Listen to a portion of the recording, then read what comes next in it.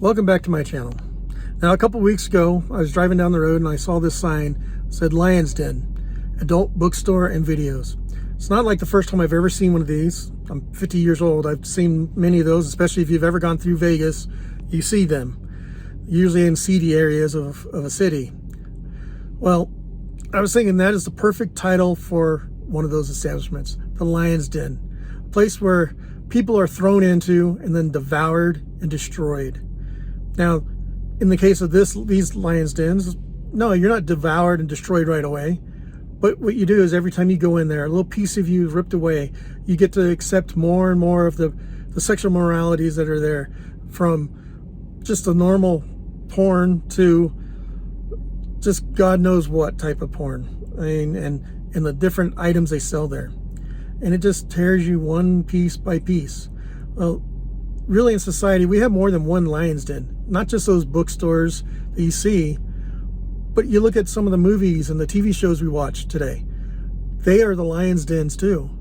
They talk about how, the body count of a woman or a body count of a guy, how it should be high. Well, no, they shouldn't be. It should be one man and one woman, husband and wife.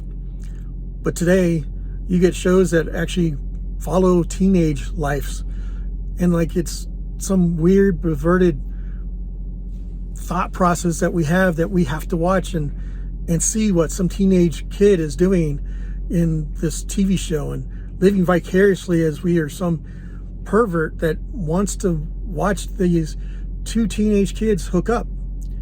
Well, how disgusting is that really as a society, that we have come to that point where we accept all this stuff and now we're trying to even get it younger and younger. They want sex education for kids that are under the age of 10. When I was 10 years old, there's nothing sexual I was thinking of. I was embarrassed to even see basically the top of a cleavage, and someone pointed out to me. Today, no, we got to teach our kids all about this. It's really more indoctrinating them into the fact that this society has gone so sick and perverted.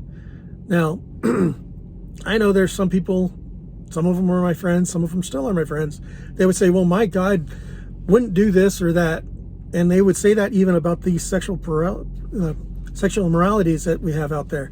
They would say that this is nothing, it's all natural and it shouldn't be a problem.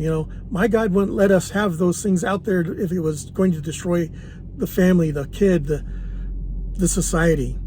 Well, there's a problem with that is when you ever use the term my God, that is it. It is your God. It's not the God. Because if it was the God, it wouldn't be your God. And what I mean by that is when you say the term my God, you're usually turning it into something that allows you to enjoy your sin, your ability to deal with those immoralities by saying my God wouldn't let that happen because he would tell me. Well, he is telling you, and you know he is. But just the fact that in the Bible it covers multiple spots of where it talks about the sexual immoralities and how we're supposed to stay from them. In 1 Corinthians 6:18, it says, run from sexual sin. No other sin so clearly affects the body as this one does. For sexual immorality is a sin against your own body. So it's not even a sin against God, it's a sin against your own body, which is his temple. And then it goes on in other locations that say Jude 1:7. It says, and don't forget Sodom and Gomorrah and their neighbor towns, which were filled with immorality and every kind of sexual perversion. Those cities were destroyed by fire and serve as a warning of the eternal fire of God's judgment. Those two verses that I just read tell you where we are at. But yet today our society has been so forthcoming with, we got to have sexuality on display. We got to have people dressed in drag to teach and read to our kids, which really they don't need to be. We need to clean up our society. And if you want to dress in drag, that's fine. Go ahead, do that. Do that on your own. But we don't need to pervert it to our kids. We also don't need to see these things And I'm talking about even heterosexual sexual scenes in TV shows that our kids can watch. We shouldn't even be watching them ourselves.